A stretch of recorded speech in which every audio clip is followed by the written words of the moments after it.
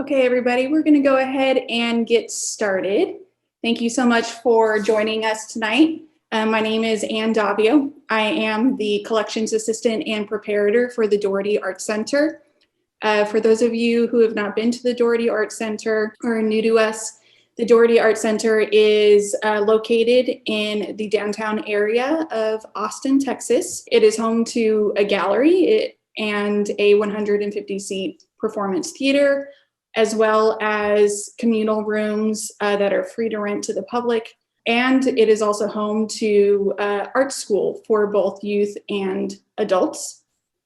It's been around for 42 years now. We are housed in a building that was once a Naval Reserve Center, if you can imagine that. In the ceramic studio, we actually still have a like a port door, big steel port door in the studio. It's part of what remains of that center. So welcome, everybody. Thank you for joining us for another artist talk. Tonight, we are happy to host Sarah Wilson and Caroline Walker. Both of them are amazing artists who were recently selected to participate in what is called the ArtsResponders program. The ArtsResponders program is something that was recently launched in October this year. A call went out to Austin area, throughout the Austin area in September, asking for social practice proposals. And in October, through a juried selection process, 11 artists were selected to participate in this program. And basically what it is, it's the museum and cultural programs, including the Dougherty Arts Center, the Emma S. Barrientos Mexican American Cultural Center, the Asian American Resource Center, the George Washington Carver and Genealogy Center, as well as museums such as the Ney and the Oakwood Cemetery Chapel, kind of pooled together to commission these artists to create social based or socially engaged practice artworks. And so let's sort of talk about just briefly about social practice. We've been using the definition from the Tate Museum, and according to the Tate Museum, socially engaged practice describes art that is collaborative, often participatory, and involves people at the medium or material of the work. It can include any art form and involves people and communities in debate, collaboration, or social interaction. Social practice uses the participatory element as the artwork, integrally developing an idea and turning it into public will. And so essentially what that means is that these art-based projects that the artists are doing involve a feedback loop. And that feedback loop is them seeking responses or an action from the community, and in this case, the Austin community, that then informs their artwork, and their artwork then is returned back to the community in one way or another.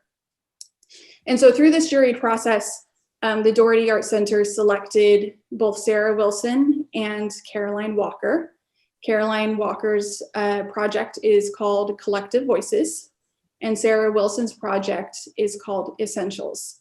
So tonight we're here to get to know them, hear a little bit more about their projects, their background, where they are in the process, and what's next. So I think I'll go ahead and introduce you to Caroline Walker. Sorry, she was the volunteer to go first. Caroline, and let her talk a little bit about herself. She's going to go ahead and tell us a bit about her background first off. Okay, sure. Well, I've always been interested in art, but in my family, you didn't major in art. Everybody in my family was an engineer. My dad was a professor in engineering. My sister was an engineer. She married an engineer. So, of course, I got a degree in engineering.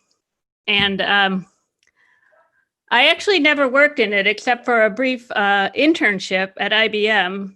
I worked there for 6 months, and that was when I realized I didn't really fit into that world. So as soon as I graduated, I headed to New York City to explore being an artist. And I did that for a few years. I actually had a studio in Williamsburg, Brooklyn, before it was hip to be in Williamsburg, Brooklyn. It was actually, you couldn't get a cappuccino anywhere in Williamsburg when I had my studio there. So eventually I realized that it's really expensive to live in New York City. So I ended up with a career in interactive advertising. For a long time, I was an art director and, first a graphic designer and then an art director for New York City ad agencies. And I did that up till about 6 years ago when I moved to Austin, hoping to get a better work-life balance and to make some art. So the first work I did in my Austin period was the Journey series, which is a group of photo composite pieces that also involve painting and drawing. And then I discovered augmented reality. So I added bits of augmented reality to the Journey series. And then I wanted to see what it would be like to add augmented reality to a sculptural piece. So I did the Elements series. And you might have seen that little title flash through the app. If you're not familiar with how augmented reality works, basically you look through a device, and that can be like a phone or a tablet, and you see a digital element placed in your real world environment. So one recent project I did was for the Austin studio tour. And it was challenging this year because it had to be all virtual and outdoors. So I wanted to put augmented reality on something that already existed around Austin. So I was trying to think of something. And one day I went out for a walk and I saw this sign. And I was like, that's it. That sign is all over Austin. And since it was around the time of the election too, so I thought it would be perfect to do something that celebrates people that stood up for social justice over the last 4 years. So this is what I came up with.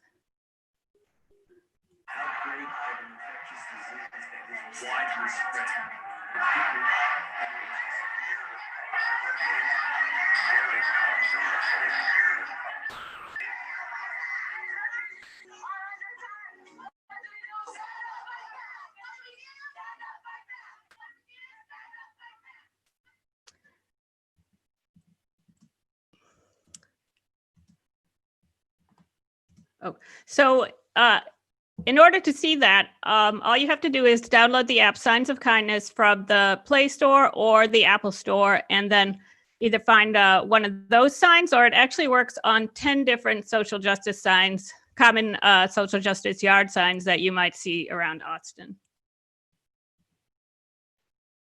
Okay, so Sarah, how about you go ahead and tell us a little bit about your background? I also had a studio in Williamsburg, and it was a bit before cappuccinos. I don't know exactly what year you were there, but yeah, it was definitely not anywhere near what it is right now.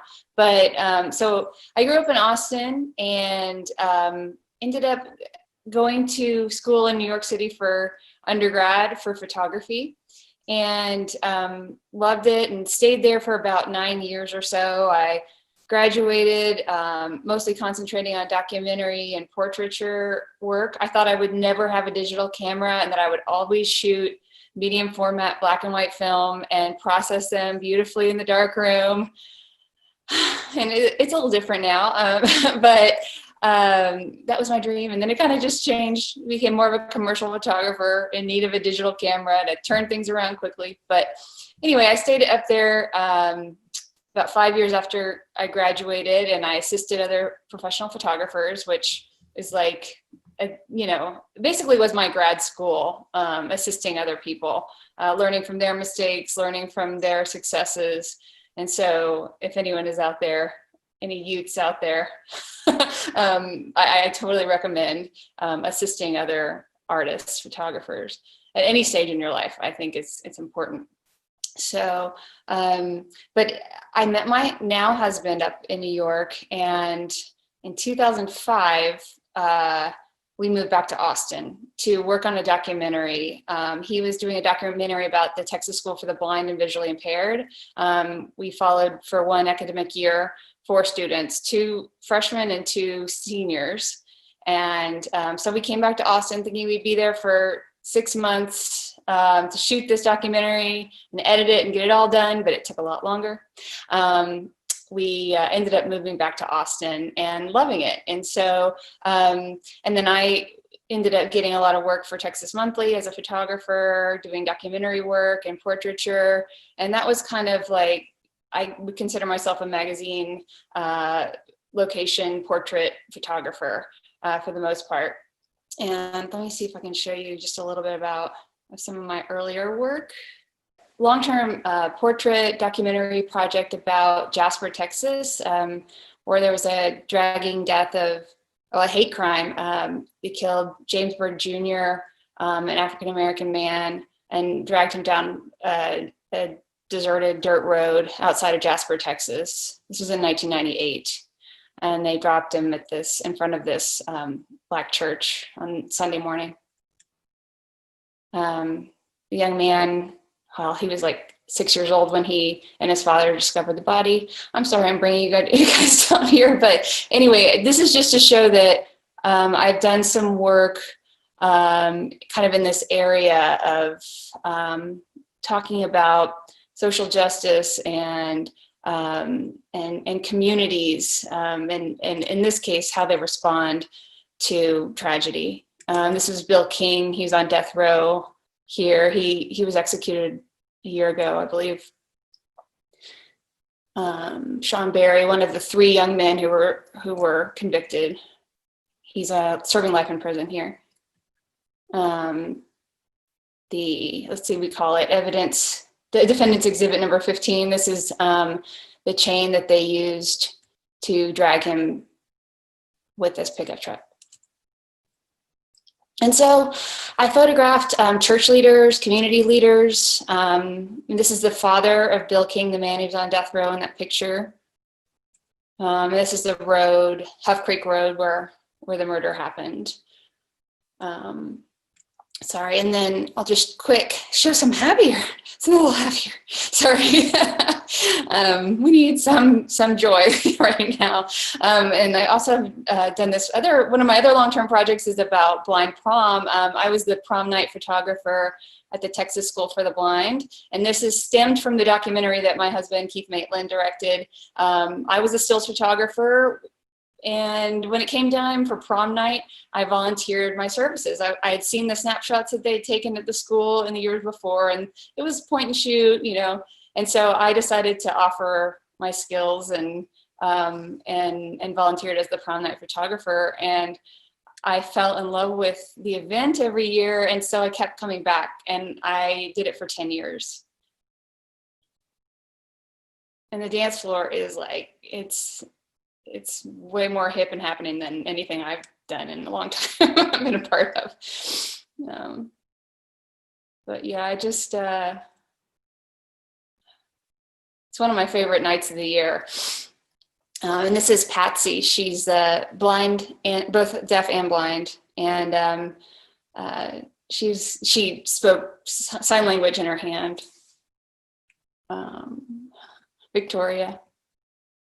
So I would paint the backdrops every year according to theme. And at one point I just got so tired of buying fake flowers at the Hobby Lobby that I was like, I'm going modern. This is a flower. This could be a flower, right? So Enchanted Gardens, I don't know. I had to do something different, because what would happen is that the themes would repeat every 4 years. And so I'd have to kind of reinvent the backdrop. But this was Hollywood Nights. And I just love this outfit she's wearing. It matches the backdrop. I have a quick question, Sarah. Oh, yeah. Okay. Uh-huh. Yeah. How do you decide on communities to photograph? Does somebody approach you with, hey, there's this really great prom that happens every single year, or like what's that process like? It's like mostly for me out of curiosity. Like with the blind prom, it stemmed from Keith's connection to this movie, but it was kind of through a mutual friend of ours that worked at the school, and then we started to find out just a little bit more about kind of the life there, and then we were invited to go to prom. It kind of just snowballed, and then with Jasper, it was kind of right after I graduated from college, and I was at a dinner party, and I ended up striking up a conversation with a man who was a writer who was writing a book about Jasper in the aftermath of the murder, and he had been to the trials, and he was, talking about the people he'd been interviewing, and I felt pretty proud of myself after just graduating, and I said, if you ever need any portraits, just let me know. I'd love to be part of it, and that just became a whole huge project for me, and we ended up getting funding from from Humanities Texas and a few other entities. So a lot of it is just like listening to these curiosities or these nagging passions or interests that kind of just keep coming back to you. I guess I'll just show you a little bit. I kind of already started work in this subject matter, like right about a month or two after quarantine or the lockdown. The pandemic began and was affecting Austin heavily. And I just felt that, I was in my home, I was isolating, but feeling like there were so many people out there that were just having to give like every ounce of their energy and emotion to be out there and do their jobs every day. And I was especially thinking about the women, the women who were out there working, and some of them mothers, and kind of having that added responsibility of making sure they were safe, that they were taking care of their patients or the people they were working for and with, but also their own family members at home. And so I just started reaching out to some people. I knew someone who worked for the mayor, and she connected me to a woman who runs the union for EMS, and then she connected me to some other people, paramedics, which led to something else, and it just kind of like snowballed again.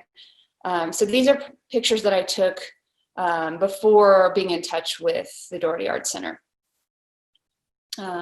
This is at the Johnson's Backyard Garden, a woman who's a vegetable packer. This woman, she is basically the head of the COVID response at Dell Medical. She was a 14-year veteran poll worker, Emma Stanley. She was over 75, I believe, or definitely over 65, but she was, willing to put herself in danger for making sure people have the opportunity to vote. Shelley Borton, Officer Borton, she works for a homeless outreach team through APD. Also a woman who has a CSA. This is like her own farm that she worked really hard to get fresh food out to people. Tamisha Carter worked at Givens Recreation Center. This is a woman who is a park ranger. And Jasmine, who works at Safe Place, a children's homeless shelter. Caroline, tell us a little bit about your inspiration for applying to ArtsResponders. So I had done a COVID theme piece for a show that I was in last summer, and as you can see, it's a heart that swings on a chain, and as it swings, a trail of augmented reality hearts follow it and appear to float up into the universe. And I thought this would lend itself well to a social practice project where people could contribute their own message to go up into the universe.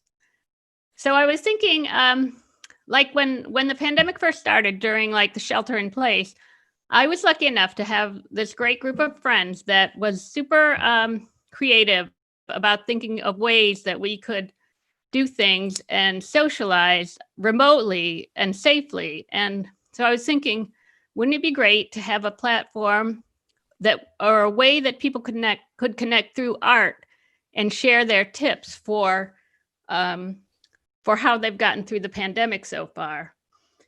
And so by extension, that ends up being an exercise in gratitude, because it's what's always grounded us is what's helping us get through this difficult time. So my idea was that people could send messages of gratitude to me, and then I would put them in the augmented reality animation so they appear to float out into the universe. And what I like about your project is your call to action actually started as, people or you wanting people to talk about their coping mechanisms, but then it sort of quickly kind of turned into those coping mechanisms were in fact these sort of, when they submit the templates, and you're going to talk more about that in a bit, but it turned into like these signs of gratitude. Exactly. I like that natural progression that it took. Exactly. Tell us about the actual ArtsResponders project, Collective Voices, that you're working on now. Okay. My project is called Collective Voices, and the way that people participate is you send in a message about what's helped you get through the pandemic so far. And here are some of the messages that I've gotten so far. I'll talk more about that in a second, but this is a rendering of what it's going to look like. You can see the mosaic of all the messages. And then this mosaic is going to trigger an augmented reality experience where the messages appear to float out into the universe. And there's also going to be an audio component. Here I have an example of what the animation is going to look like. And there'll be an audio component of people talking about things that they're grateful for that has helped them get through the pandemic so far. And so the final artworks are going to be hosted by businesses around town. And I'm proud to announce the hosts that we have so far are Neil Cochran House Museum, Little Pink Monster Gallery, Prizer Arts and Letters, and Art for the People Gallery. And there also will be something at the Dougherty Center. So to submit, just go to Collective Voice, or go to my website, carolinewalker.com, and click on the ArtsResponders tab. And you'll see there are 3 ways to submit. You can submit a simple drawing, a short written message, or an audio file. So and you can see the 2 buttons here. There's download template and upload submission. If you're going to do a drawing or a short written message, these are the shapes that they'll be in. One is the heart to represent gratitude, and the circle to represent connection. Oh, and I just wanted to point out, like, some people do them by hand and some people do them digitally, and there are really no rules, whatever works best for you. And some frequently asked questions are, what if I don't have a scanner? And that's absolutely not required. You can just take a picture of your submission with your phone and upload it in the same way. And then also, what if I don't have a printer? You really don't need to use the template. It's not required. The only reason I provide the template is so you can get an idea of how your submission is going to fit into the artwork as a whole, but it's not required. So you can just do a drawing or write a message, take a picture, and submit it in the same way. And then for the audio file, you just record your voice on your phone and submit it on the website in the same way. Sarah, how about you go ahead and tell us about your actual project Okay. as it is right now? Yes. Okay. So the images you already saw that I photographed of essential women workers, that was sort of, like I said, something that I just started doing. And then this opportunity came along to submit it to ArtsResponders.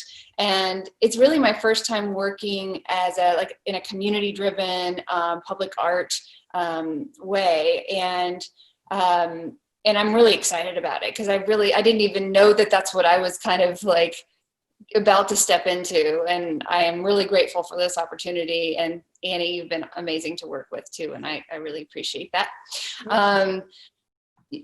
So when we started talking, like, how do we make this, how do we transform the work I've already done in a sense to a way to involve the community. And we decided to have a call for nominations where you can nominate the essential workers in your life, the frontline workers in your life. And so we've created a nominations form where you can go and, say what inspires you about this person, kind of what they do, where they work. And then you can upload a photograph as well. And so I've gotten about 85 nominations. And the plan is to choose, I don't even know how I'm going to do it, choose 10 to 15 nominees. And from there, we will do a socially distanced portrait session. It'll be outside, and it'll most likely be black and white, just on a white backdrop of women in there. If they have a uniform, it'll be in uniform, masked. And then the plan is, let me share my screen. I was inspired by Faces Places. I don't know if any of y'all have seen that film, but I'll show you a couple stills from it. I will admit I've been inspired. Let's see, where they take portraits of people and basically make them huge and wheat paste them to the sides of buildings. And that is what I would like to do. And this will also be a new venture. But yeah, this is kind of just some of the inspiration. It makes my heart explode. It's so beautiful. And so I'm just hoping that we can get somewhere close to that with the final application. And so I also saw this work as well. I thought that was really beautiful. And then in the Navajo Nation. Yeah, I thought this was just gorgeous. And this is just kind of a mock-up of one of my images, just to kind of give people the idea of what it might end up looking like. And this is the view of the nomination form. It's like a Google form that you can go to. But so I have a few locations I'm really excited about. The AFL-CIO, which it represents about 55 unions in Texas, has reached out since seeing, I think, the KXAN footage, and really decided that they wanted to feature some of their the people they represent on the side of their building. And so I think like postal worker, teachers, sanitation workers, there's just a huge number of unions. And so they've been nominating each other, and I think that the Selena picture, the picture that I showed, the black and white photograph, might go right there in that little column in the middle. And I think I can go up to 20 feet tall. So it'd be like a full body portrait right there in that column in the middle. And what's really cool is it's just right next to the Capitol. It feels like it's, it's speaking to the Capitol when you're over there. So, okay, there's that, sorry. And then there's several opportunities to put portraits underneath that awning kind of thing. And then also here on this big panel that's about 16 feet tall. And I think I can maybe put 3 people there if I want to have several people from the AFL-CIO. And then here is, do y'all know where the clay pit is? I'm not sure. It's like Guadalupe and 17th-ish. This building is going to be knocked down in, I believe, April, and it's going to become like a high-rise condo called the Linden. And I know the person who's selling those condos, and I told him about the project. He was like, "I've got a building for you." So I think until April, I have this wall, and I'm imagining about four essential workers on that wall. And then the Counter Cafe on Guadalupe and 29th Street, that white wall. And you can kind of see it over the fence. I'm hoping so you can see it kind of over the fence of Juice Land there. And then Agave Print at 6th and, no, sorry, Cesar Chavez and Navasota have offered their front gallery window. That was a new one the other day I was excited about, because that'll be lit at night too. And you don't have to go inside to see it. It'll just be in that front window. And then East 6th and Navasota, this metal building and, oops, sorry, the brick there, that kind of tall next to the corner of East 6th and Navasota. So that's the plan so far, and I'm hoping to get some more locations. And if anybody knows about any of them, I'd be happy to listen. So I'm sorry, you're stuck on this picture. Your wheat pasting, and have it pasted before you're going for it, right? I'm going for it.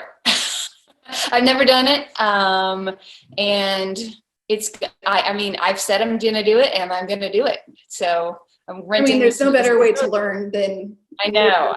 There's a scissor lift. Follow through. There's a scissor lift in my future. Yeah.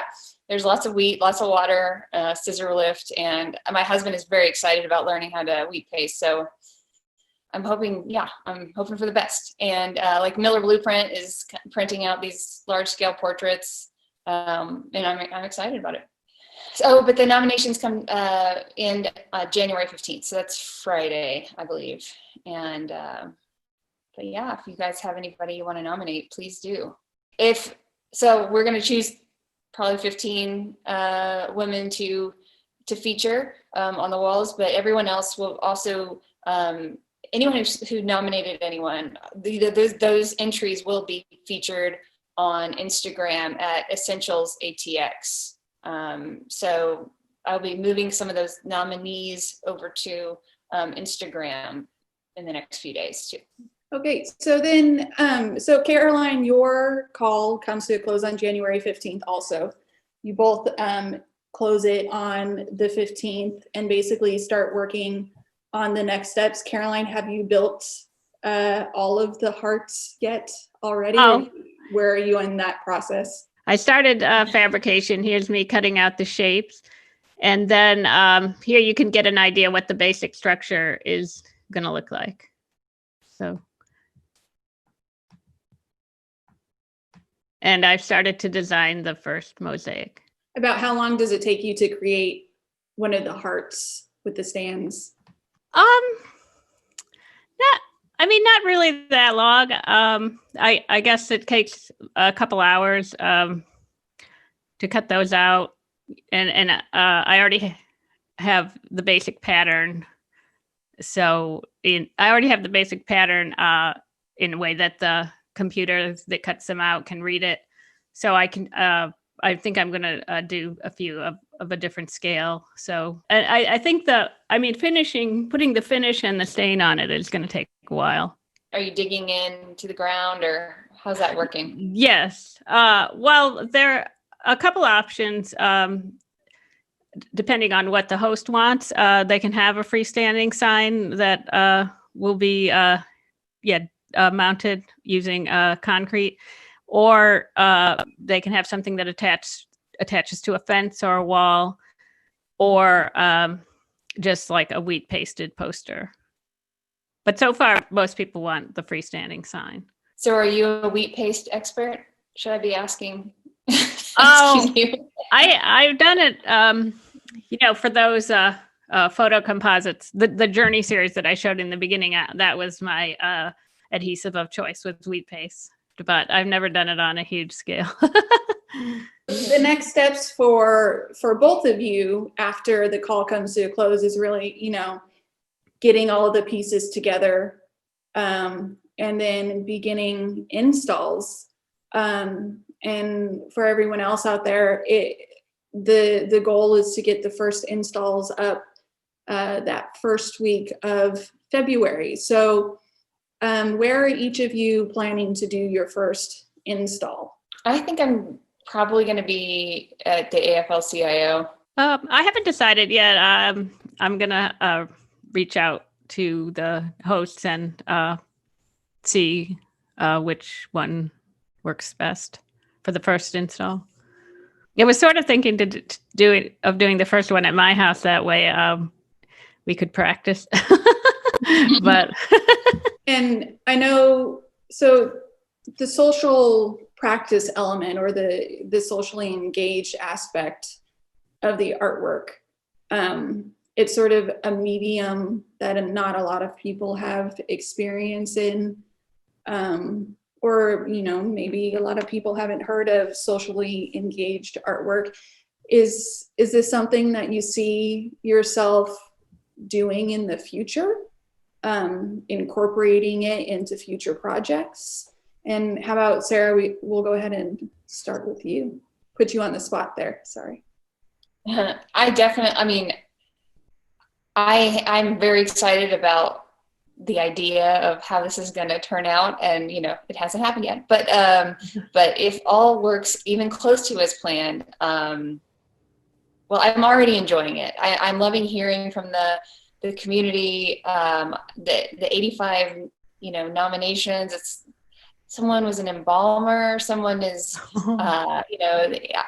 ICU nurses and sanitation workers, and this is who I wanted to photograph in the first place, and didn't even kind of know the inroad. And then to open the nominations to the public and then receive kind of like waves of stories, I've just been really touched by it already. And then I'll be able to meet people and photograph them, and then the opportunity for that work to interact with the public, I'm really excited about, and I'm hoping to have more and more projects like this in the future. Absolutely. I think this is going to change who I am as an artist. Is there any story that kind of sticks out to you that people have submitted, that someone has submitted? Well, I have at least 3 or 4 like respiratory nurses, in ICU who are working directly with people who are suffering from COVID, and but then it's just the teachers and like I said, an embalmer. I hadn't even thought about that, and it's just like a huge, wide-ranging, and every single story is so touching, and each person who nominates them is like, I'm so proud of my wife. She has such a hard job, and she comes home at the end of the day, and it's so I think they're all so touching. And I think that like at the beginning of my career, right out of college, I just felt like every single person has a story, and I want to photograph as many of those people as possible. And it was that kind of like really idealistic kind of view that I had for a while. And then I feel like, things got complicated, and I was like, I don't know if I can do this. Like, where's my inspiration? I'm not even sure who I want to talk to. Like, and then suddenly I think this project for me has kind of reinvigorated that feeling of everybody has a story, and everybody, could use a little spotlight every once in a while. And I just feel, I feel really honored to be able to host that and honor that, and possibly translate that out to the public. So I'm really grateful for this opportunity. And Caroline, what about you? Do you see socially engaged practice being part of your future projects? Yeah, I had never heard of social practice art before this call came out, but I had always liked doing interactive art, which is a little bit the same in that the viewer kind of participates in the art, or at least they interact with the art, but having them actually participate in the creation of the art takes it one step further. And I feel like it's sort of a natural transition. So yeah, I've definitely played with the idea of writing more social practice proposals to see if I can get funding for a future project. I'm curious, was there kind of a common theme that you saw in the submissions? Like, was there a coping mechanism that people seem to gravitate toward more than others? Yeah, some of the most popular ones were family, friends, walking in nature was a big one. And a few people submitted games, video games. Yeah, I'm trying to think what else was. A couple about pets. Pets was a big one. So. What's your coping mechanism? But definitely my my little dog. Yeah, I couldn't have survived without him. And friends. See, visiting with friends remotely or in a social distanced way.